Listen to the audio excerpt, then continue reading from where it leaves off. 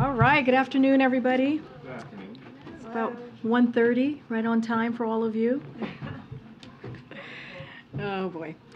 Happy Monday. Okay, today President Biden released a statement welcoming Finland as NATO's 31st ally. This is a historic day for the NATO alliance, and it comes on the 74th anniversary of NATO's founding. Welcoming Finland to NATO has been a priority for the president. He has been actively engaged throughout this process, hosting Finland's president here at the White House several times.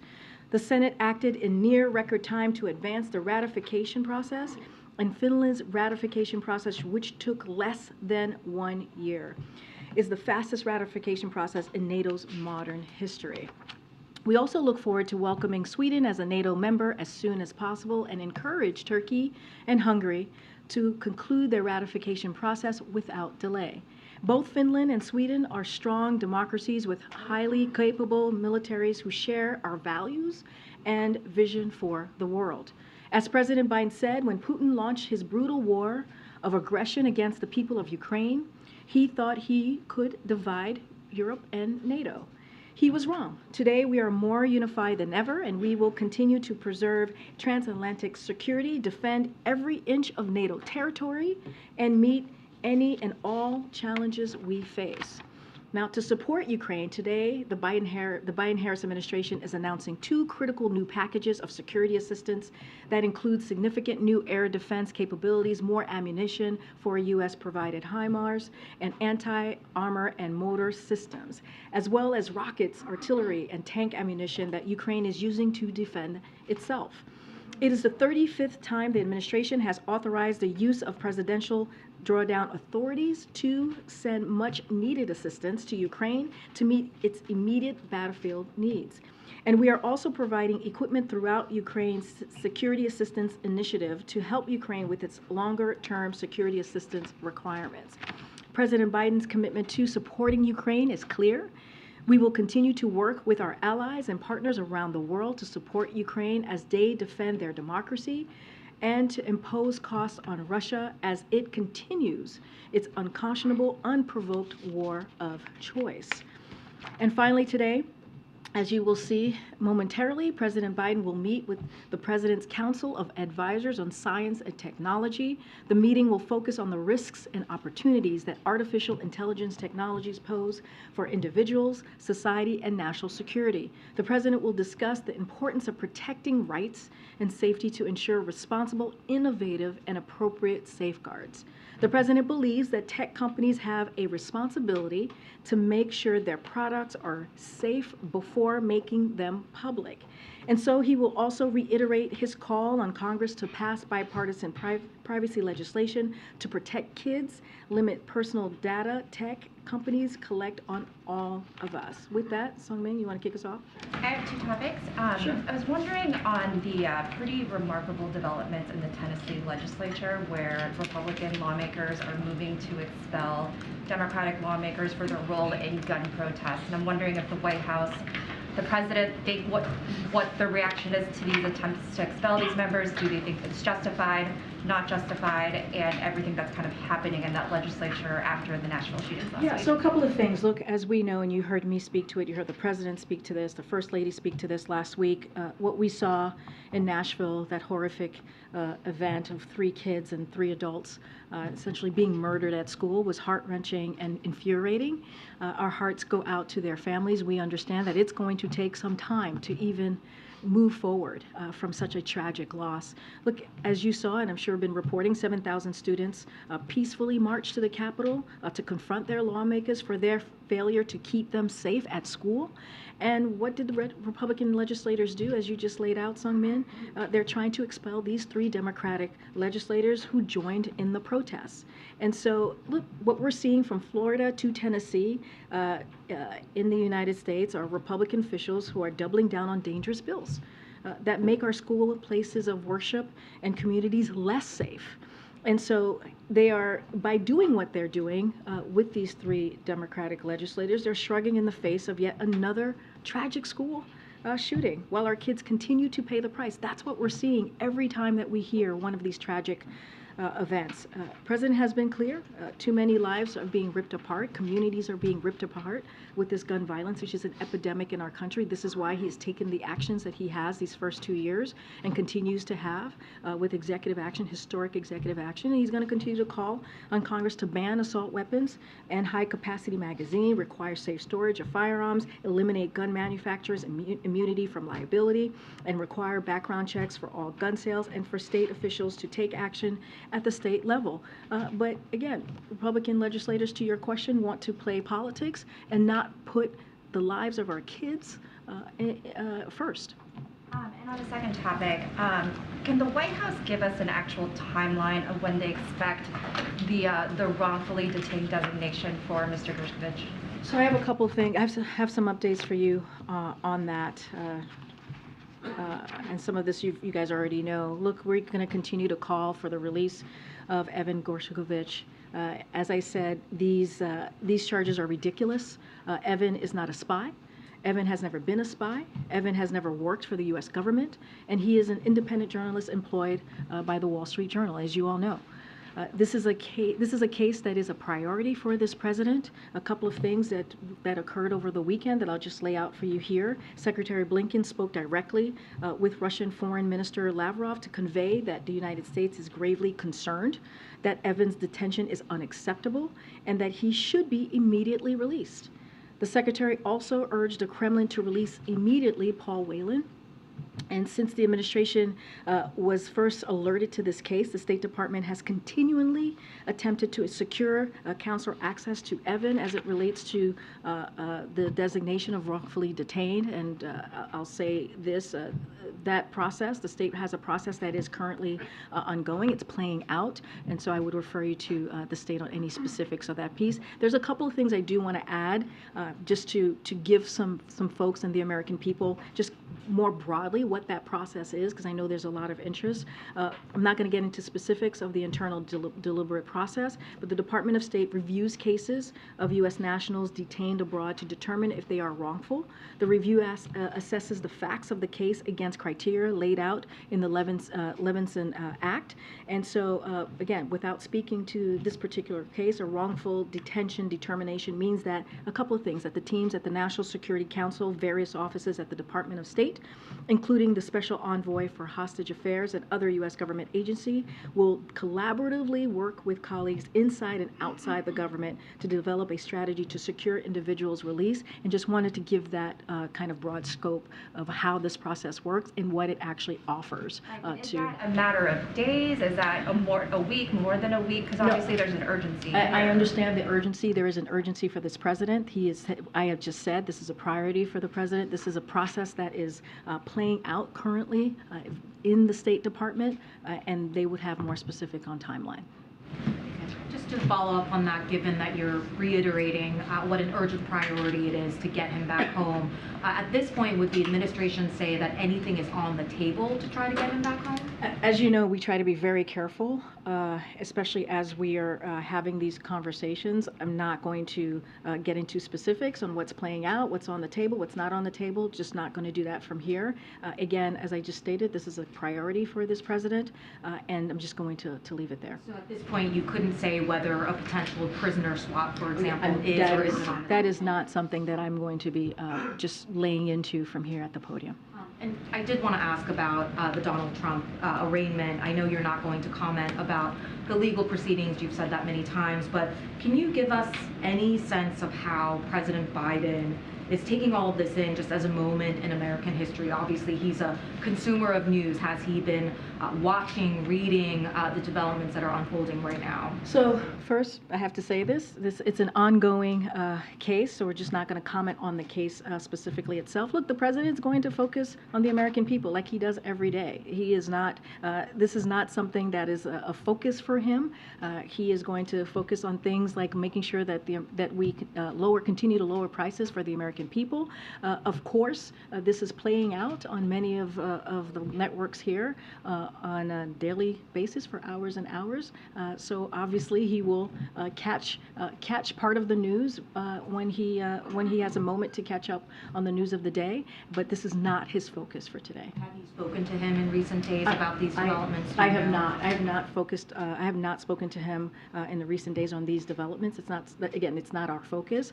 I will reiterate what I said last week when it occurred, when we first learned about the indictment. The president was not given a heads up. He was briefed by his chief of staff, and he learned about this just like all of you through the reporting. Again, our focus right now is on the American people, and I'm just not going to comment on any ongoing case. Okay? In that same vein, do you expect the president will be briefed, though, on the charges once that indictment is What I can sealed? tell you for sure is that the president's focused on the American people. That I know for sure. The president said yesterday he's not concerned about unrest because he has faith in the New York Police Department. Are you tracking any credible threats at this time? I'm not going to get into hypotheticals from here. What I will say is what I said last week is that we are prepared. And just, the president, can you speak at all to the inflammatory comments coming from Donald Trump against elected officials, including D.A. Bragg? Just what's the message from the White House that the former president is making these kinds of threats and comments? Look, we've been always very clear. Any form of violence, that is something that we condemn from here, but not going to get anything that is touching or relating to the case. We're just not going to comment from here, and I'm just going to leave it there for now. Thanks, Karine. Moving to the AI meeting that you referenced, companies that develop AI saw their stocks go down on the stock market today. Is there anything they should be concerned about with regard to what the outcome of this meeting may be? You mentioned that he's going to make this call on Congress. Are there any other specific policies that he's looking at that could affect the industry that may result from this meeting? Look, I mean, a couple of things there. Look, nothing to announce from here at this time as far as actions, or I know there were questions about enforcing a moratorium. There's just nothing to announce from here. Look, I mentioned this last week. There's a comprehensive process that is underway to ensure a cohesive federal government approach to AI-related risks and opportunities. And we do believe, this president believes, that the tech companies have a responsibility to make sure that their products are safe before making them public. That is something that we believe. As you just mentioned, Jeff, he's going to call on Congress. I'm not going to get too far ahead of the president. You'll hear directly from him at moments from now. But again, we believe that the president believes that the tech companies do have a responsibility here. And one other economic issue. You were asked yesterday, or Olivia was asked about OPEC.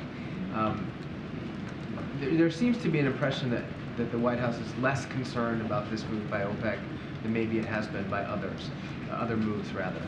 Are you not worried about the impact on gasoline prices perhaps going up this summer, which was such a critical issue last year and would have a political impact on this president if they did again? So a couple of things there, Jeff. Look, our focus is always going to be on the American people, doing everything that we can to make sure that we lower costs and meet the American people where they are, which is why the president took the actions that he has taken this past year. And if you remember, and I know you've covered this very closely,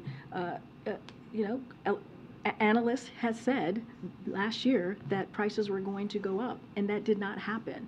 If anything, in fact, gasoline prices went down by $1.50 when it was at its peak this past summer. A lot of that is because of the actions that this president took.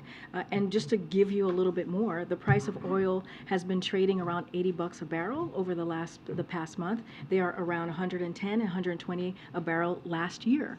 And I just mentioned the prices of gas. So again, last year the analysts predicted prices would go higher, and because of what the president did, because of the policies that he put forward, because of the actions that he put forward, we have seen those prices go down, especially if you think about gas prices. I'm not going to get into hypotheticals about the summer or what the summer is going to bring, but again, that's the main focus for this president is the American people. We'll continue to work with all producers and consumers to ensure energy markets, support economic growth, and lower prices for the American consumer.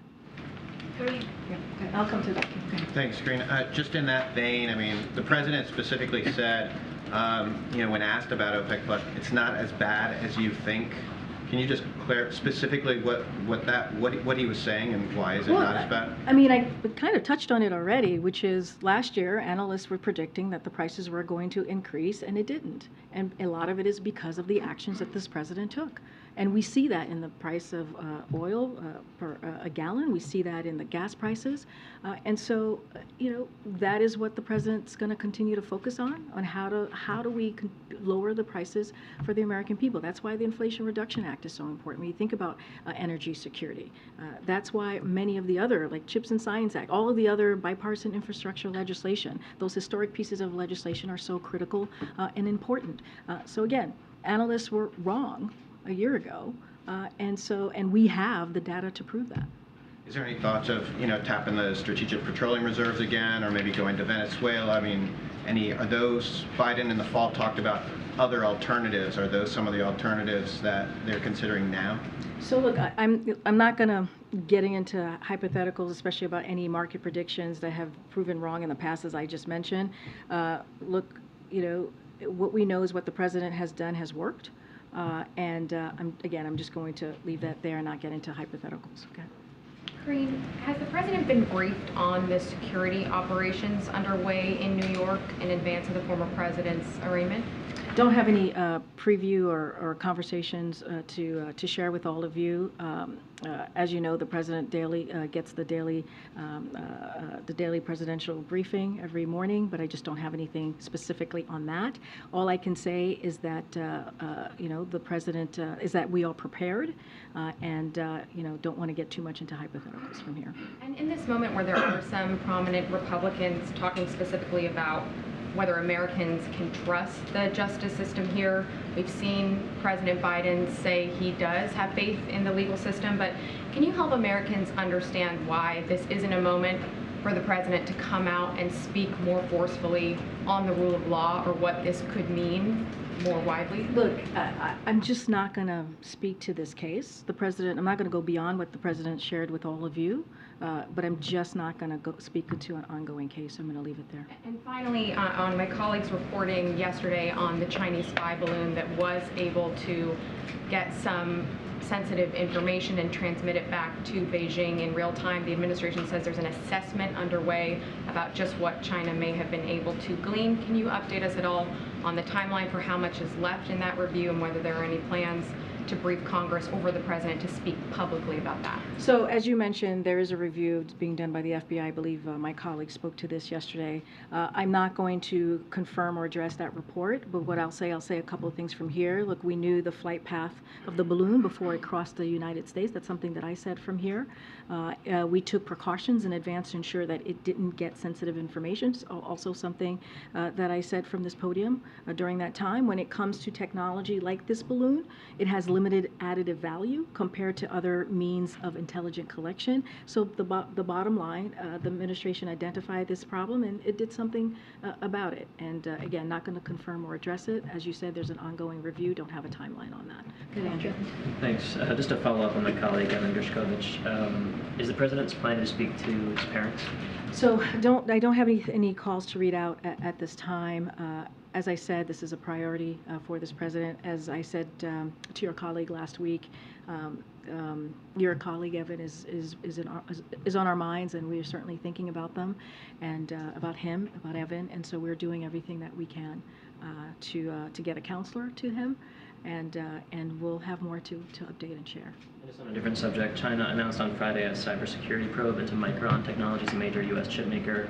Does the U.S. view that as an effort to undercut the U.S. chips industry, and do they see any evidence of a broader effort by China to do that? So look, I'm not going to speak directly to China's actions.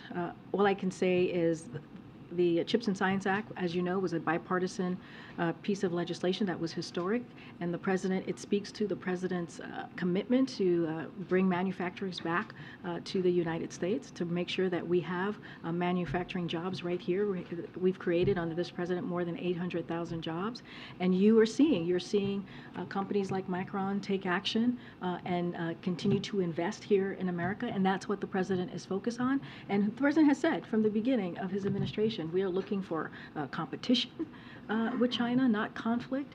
And that's what you're seeing in this moment as you're looking again at these manufacturing jobs as these companies are investing right here in the U.S. Afghanistan, please. Let me 1 second. Go ahead. The bill that would allow the U.S. to sue OPEC countries for manipulating energy markets, does the White House have a position on that bill yet? It's known as the NoPEC bill. The NoPEC bill. What'd you say? What are you whispering? I'm not whispering. No whispering allowed. So a couple of things. Look, the president is focused on securing America's energy independence. And so that's the best way to ensure American families aren't subject to the actions of those halfway around the world. And his policies are working. As I just mentioned, oil and gas prices have gone down from last year because of the actions that this president took. U.S. oil production is on track to break a historic record this year, and we are accelerating investments in clean energy through the Inflation Reduction Act. Again, a historic piece of legislation that is going to make a difference when we talk about energy security in this country. Afghanistan, please. I'm going to come to you. Thank you. A U.S. ambassador to India, Eric Gassett, is now headed to New Delhi. What's the presidential message that Ambassador Gassett is carrying with himself for the people of India? So look, this is something that I've said from here, that the president has said when we look at the relationship with India, it's one of the most consequential relationships that the United States has in the world. That still stands. And Ambassador Garcetti will be leading an ambitious effort to deepen our cooperation with India in critical and emerging technologies, expand our defense cooperation, and strengthen our economic and people-to-people ties. Again, one of the most consequential relationships that we have in the United States in the world. So that the United States have in the world. So it's an important relationship that the president sees. I have one more. What is the U.S. view on China renaming 11 places in the Indian state of Arunachal Pradesh? This is another attempt by the Chinese to claim of us Indian territory. So look, the United States, as you know, Lila, has recognized that territory for a long time. And we strongly oppose any unilateral attempts to advance territorial claims by renaming localities. And so, again, this is something that we have long stood by. Okay. A few things, thanks, Karine. On this meeting regarding AI and other technology issues, has the president himself ever been shown or used these new AI tools? I'm not going to get ahead of the PCAST meeting. I think you'll see more and hear more from the president, so I'm not going to get ahead of what the president's going to be talking about and announcing. That's a tease. Following up on the Evan Gershkovich case, can you confirm here that the Russian ambassador was summoned to the State Department to discuss this detention? I don't have anything to confirm from here. You've covered most everything else I want to ask about, so I want to ask about this. Nicaragua. This week, Daniel Ortega has banned Holy Week street processions due to unspecified security concerns, meaning people in this overwhelmingly Catholic country cannot participate, in essence, profess their faith. Comes a few weeks after Ortega detained a Roman Catholic bishop. I know you were asked, and Kirby was asked about this recently, just wondering if the Biden administration has any response to this? So a couple of things. Yes, I know that question, I believe, came up last week. Look, there has been a dramatic deterioration of respect for democratic principles and human rights by the Ortega Murillo regime in Nicaragua, including the harassment and imprisonment of democratic leaders, members of the political opposition, faith leaders, students, and journalists as well. The United States finds this unacceptable, condemns these actions, and we have already taken a number of actions, as you know, Ed, to promote accountability for the regime's actions, including by imposing sanctions, and we will continue to do so. And we'll go to the back. Go ahead, Ed. Thanks, Karine. So on the technology event coming up later, so critics are saying the president has been late on TikTok to act against TikTok. So what's the time frame then for guidelines on artificial intelligence or a pause on more powerful artificial intelligence? So look, when it comes to TikTok, I want to be very clear. There's a CFIUS review. You've heard us say that over and over again from this podium, and that still stands. And the president has been very, very clear about his concern, his national security concern as it relates to the American people with this app. So just want to be very clear here. And so, look, like I said last time, this question was asked by your colleague here, who was very dramatic about AI. But not on the time frame. Well, look, I don't have a time frame to share with you. As I mentioned, there's a comprehensive process, mentioned this last week, which is underway to figure out how we're going to have a cohesive federal government approach to this. This is incredibly important. You're going to hear from the president. He's going to speak to this. As you know, as I mentioned, he's going to speak to PCAST, so I'll let him let you hear from him directly. But clearly, this is something that the team is looking at and is very focused on. Yeah, one more, if I could. House Republicans are meeting with the Taiwan president today. The top lawmakers, though, on the Hill are calling for information or hearings on information related to Chinese-made cranes at U.S. ports. Should there be hearings or an assessment by the NSC about possible spying by the Chinese at U.S. ports through these cranes? I think you've asked me this question before. Nothing has changed from what I shared with you the last time. I'm just not going to get into it from here about hearings. Okay, but there's a way to do this, my friend. You know that. Give me a second. Let me get around. Go ahead, Ben. On Evan Gershkovich's case, how worrying of a sign is it that the U.S. still does not have consular access to him, and what are you doing at a higher level to push for that? Well, I just laid out the conversations that Secretary Blinken had with his counterpart just over the weekend. We're taking this very seriously. This is a priority for this president. Yes, we are concerned, and we're working diligently, very hard to get a counselor to Evan. That again, this is a priority, and so is Paul Whelan. Want to make sure I lay that out for folks as well. But yes, we are doing, the State Department is doing all that they can to make sure a counselor is available to Evan. As you know, these are challenging circumstances, as you all know, and we are doing, again, everything in our power to get a counselor access to him quickly. The Journal's lawyers have been trying to visit him in prison. Is the White House in touch with the Journal about this, and how soon do you expect them to visit him? I don't have anything to read out about a conversation with about the Wall Street Journal. I just don't have anything to read out on that. Go ahead. Thank you very much, Karine. Not asking about Trump, but about the precedent that this opens. Does the White House believe that a former president could or should be indicted? I'm just not going to comment from here. Okay. All right. Oh, go ahead, Peter. To follow up on that, President Biden is a lawyer. Is he and the President of the United States and the Commander-in-Chief, but go ahead. He is, but as a lawyer, is he concerned at all that a local DA indicting a former president could, down the line, open up the possibility, set the precedent, that local DAs that don't like former President Biden could indict him? I'm not going to comment from here. Why don't you have more to say about the Trump indictment? It is an ongoing case, and I've been very clear about that. We've been prudent about that, not commenting on ongoing cases, and we're going to stick to that. But for Peter? better or worse, all that anybody in the country is talking about at this exact moment while we are in here is Trump. And they look here to find out what the White House thinks about it. And well, I think the American people should feel reassured that when there is an ongoing case like this one, that we're just not commenting. And so, does the lack of comment mean that you do not think anything happening in New York today is one of the top issues facing the country at the moment? That's your assessment. That's not my assessment. I'm just laying out the facts that we are just not going to comment on an ongoing case from here. And we've been very consistent, we've been very prudent, and we're going to stick there. Courtney, go ahead. Thanks, Karine. I wanted to ask you about judges. Senator Hyde-Smith said today that she's not going to return a blue slip for Scott Cullum. He's your nominee for a court in Mississippi. Did you have awareness on that, and are you going to proceed with the nomination? So this is the first time I'm hearing about this, so I would have to go back to my team before I can comment fully. And I also wanted to ask you about unwinding the pandemic measures.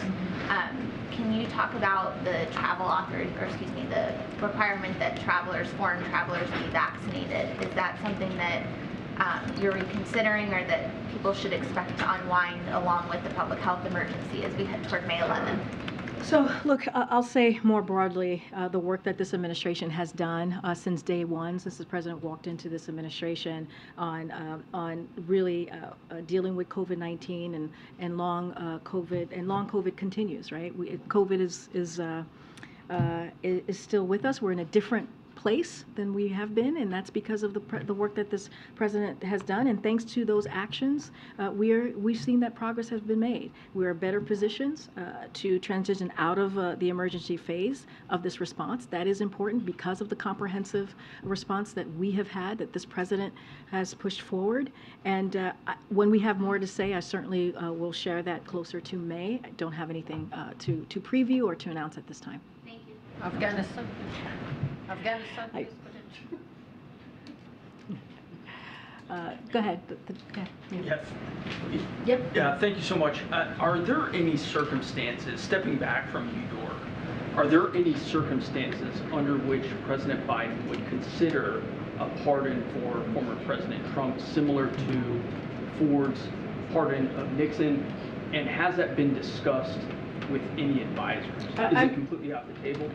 I'm not going to get into hypotheticals. I'm not going to get into any of that. All I can tell you is that we do not comment from here on any ongoing cases.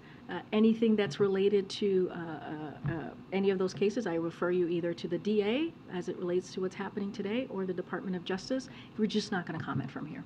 But it's President Biden's decision. Has it been discussed? I hear you and I understand the question. I really do. I'm just not going to comment from here.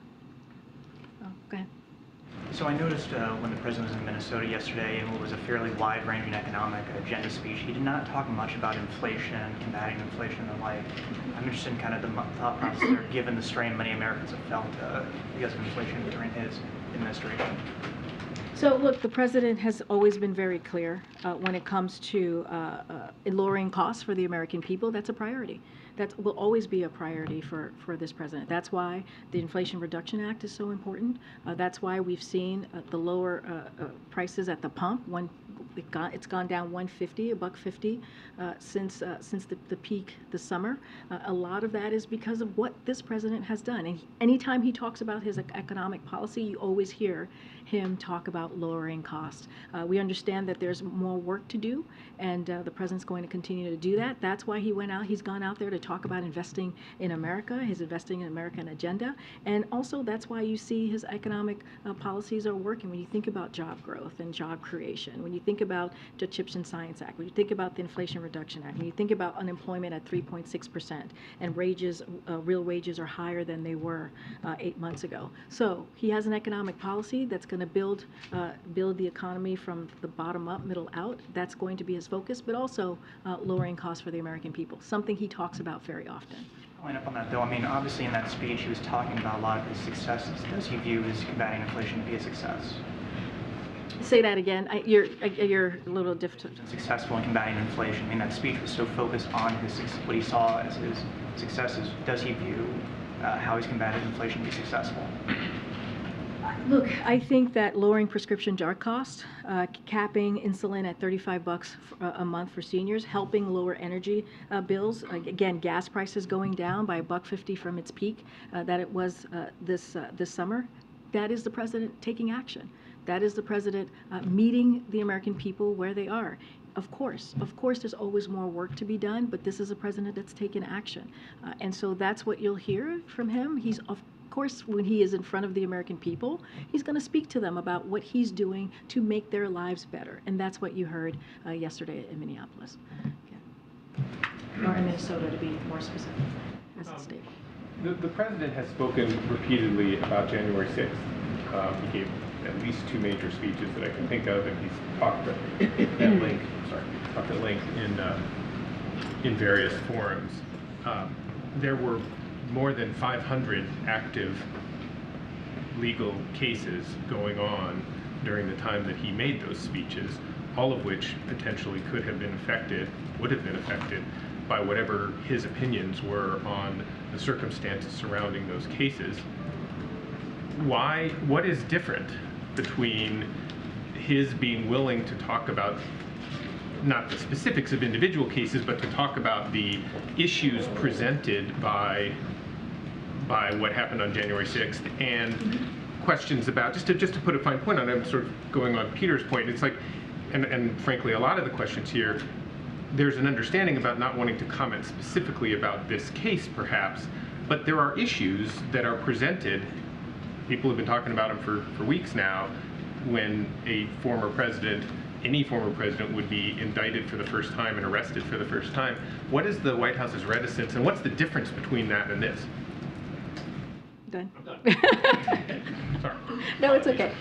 But with all seriousness, January 6th was a devastating day. Like, you guys, I think if you guys weren't there, some of your colleagues were on Capitol Hill. We had law enforcement, police officers who were attacked, who died. And what we saw on that day was an attack on our democracy. It was a devastating, devastating day in our history. And it was a moment for this president to have spoken to, right? You had millions and millions of Americans who watched what was happening on Capitol Hill, something that many of us, I've never seen it, and many of us had never ever seen before, you know? And it was something that needed to be spoken to. When you see something like that, our democracy, literally our democracy under attack. And so the president will never shy away when it comes to our democracy, when it comes to the fabric of who we are as a country and what makes this country what it is. And so it was a different moment and a different time. No, I hear. Follow up. I know, but let me. Sure, go ahead. When it comes to these types of cases, these criminal, like, specific cases, we're just not going to comment. I know there's a broad. I get you. I know there's a broader question of what this means, the precedent, and what the president is going to decide or make decisions that he might make, like hypothetical questions. I'm just not going to comment from here on that. Again, I was asking why you weren't going to comment on there. I'm hoping that I laid that out for you, and I just laid out why we commented on January 6th, and we're just going to be very mindful. These are ongoing cases. 500 cases involving Americans whose freedom was at risk. I hear you, but right? this is something that all of Americans watch in real time, and people died. People died. Karine, I don't need a lecture on the fact that people But you're lecturing died. me. But you're lecturing me. I'm not. Yes, you are. I'm asking questions, and what I'm saying is there are millions of people out there watching today. You called January 6th historic. It was absolutely historic, and none of us had ever seen that before.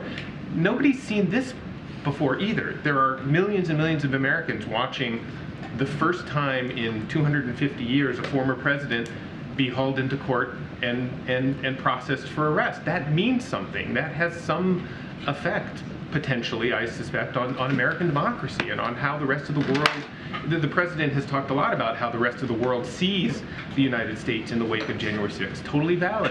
Why isn't there a similar kind of assessment about how the world is watching us now? Good or bad? I'm not making a judgment whichever way. I'm just saying. And I hear your question. January 6th was a different moment. It just was. It was something that was incredibly devastating. People died on that day and were harmed. And it was just something that we saw visually, that we reacted to, and many people were scared in that moment. And as the president was taking office, as the next president of the United States, a president that ran on bringing the country together, on protecting our democracy, it was something that it was important to speak to at that moment. And also, we know that Americans still very much care about this. When it comes to a criminal investigation like this, that is ongoing, we are just not going to comment. We're not going to interfere. We're not going to politically interfere from here. And we've been consistent. We've been very consistent. I know you're bringing up January 6th. I just laid out why we believe that was very different. But we're just going to be consistent on not commenting on any criminal ongoing investigation. Okay. Go ahead. Go ahead, my friend.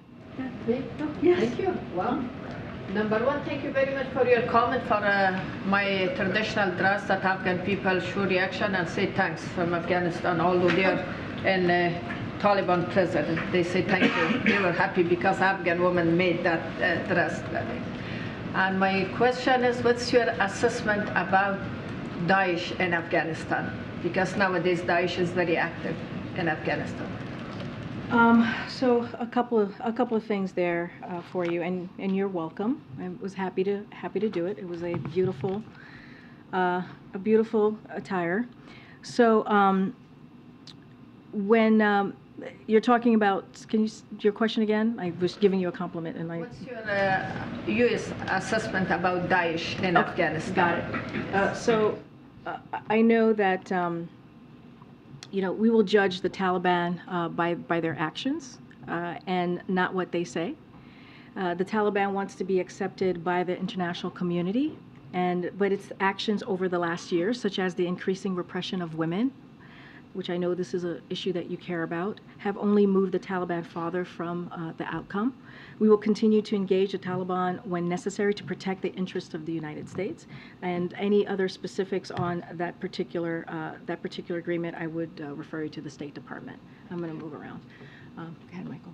Follow up on Michael's question. Are you saying that if the former president is indicted related to January 6th, you would comment on that case? I'm not going to get into hypotheticals from here. All I'm saying is I'm just not going to comment on ongoing investigation as we're looking what's unfolding today. I'm just not going to comment on it. All right, go ahead. Thank you.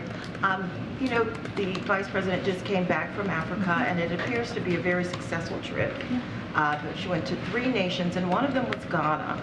I'm very curious, and so are many people commenting online, with regard to Ghana being a nation that still has issues with slavery.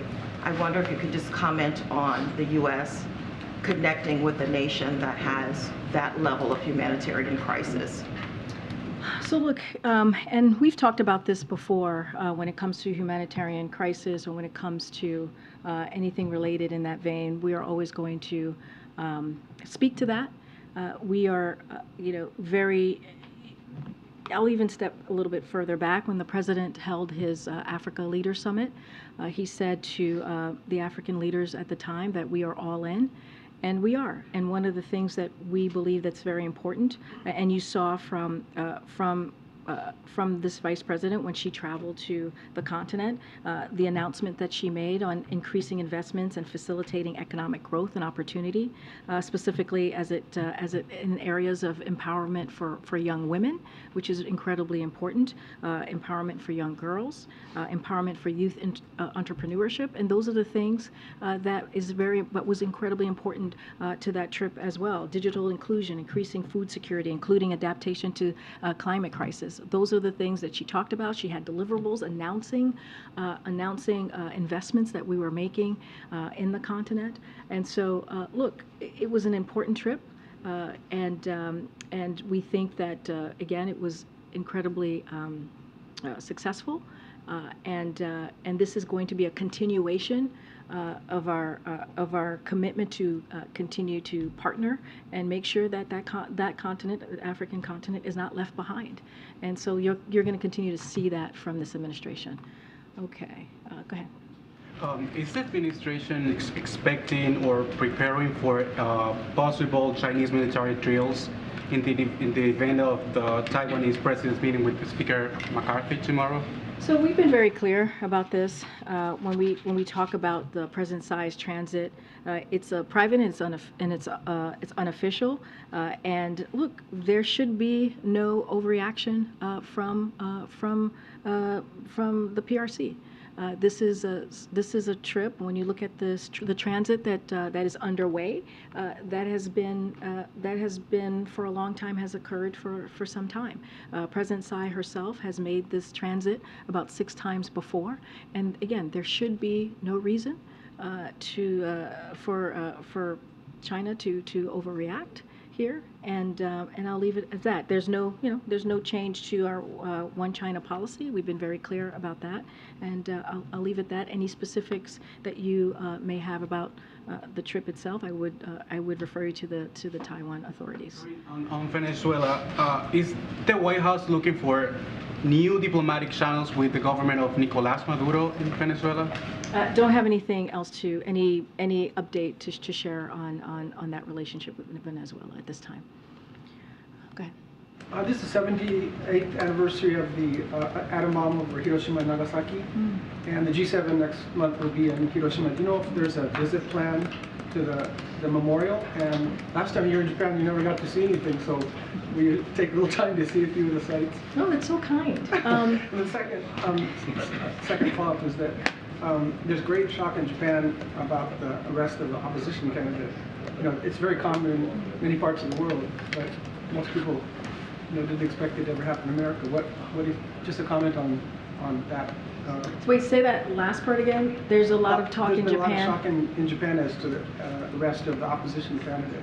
It's very common in many parts of the world. You're talking about which opposition candidate you're talking about? Upcoming election. Oh, you're talking about the U.S. Yeah, and it's very common. Many parts of the world it's very common, but people just never expected that to happen in America. So just a view of that from outside. I love how you guys are asking me this in different ways. It's very, of course, you guys are clever. The first question, I don't have anything to announce at this time about the G7. Once we have something to share, certainly we'll share that with all of you. On the second one, I'm just not going to comment from here, and so I'll leave it there. Okay, everybody. All right, have a great day. I'll see you tomorrow. Thanks, Karine. Thank you, Karine. Thank you. Oh, you're very welcome.